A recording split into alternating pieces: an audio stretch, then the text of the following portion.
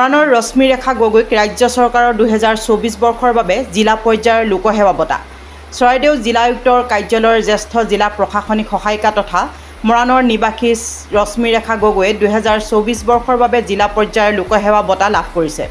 জিলা প্ৰশাসন দলৰ এজন অতি আন্তৰিক, কঠোৰ, পৰিশ্ৰমী আৰু অধ্যৱসায়ী সদস্যক এই প্ৰাপ্য সন্মান আগবঢ়োৱাৰ বাবে ৰাজ্য চৰকাৰলৈ জিলা আয়ুক্তই আন্তৰিক কৃতজ্ঞতা জ্ঞাপন কৰিছে।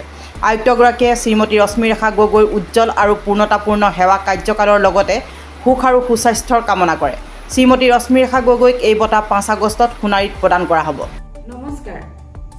অহাকাইলৈ 5 আগষ্ট 2024 চন লোকপ্ৰিয় গোপীনাথ বৰদলৈ মৃত্যুবাৰ্ষিকীৰ লগত সংগতি ৰাখি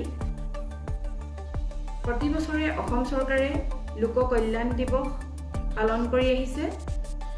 এই দিৱসটিৰ লগত লোক সেৱা পুৰস্কাৰেৰে পুৰস্কৃত কৰিবৰ বাবে যি তালিকা প্ৰস্তুত কৰিছে, সেই তালিকাত মোৰ নামটো সন্নিৱিষ্ট হোৱাৰ বাবে মই অসম চৰকাৰ আৰু চৰাইদেউ জিলাৰ আয়ুক্ত মহোদয়ক আন্তৰিক ধন্যবাদ জ্ঞাপন কৰিছোঁ।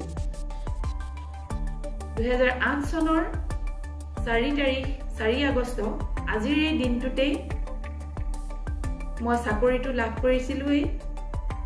এই চাকৰিটো লাভ কৰাৰ দিনাই মনতে সংকল্প লৈছিলোঁ, এই চাকৰিটো মই জনসাধাৰণৰ সেৱাৰ বাবেহে লাভ কৰিছোঁ আৰু সেইবাবেই সেই দিনটোৰ পৰাই মই যিমান পাৰোঁ পাৰ্যমানে মোৰ সময়খিনি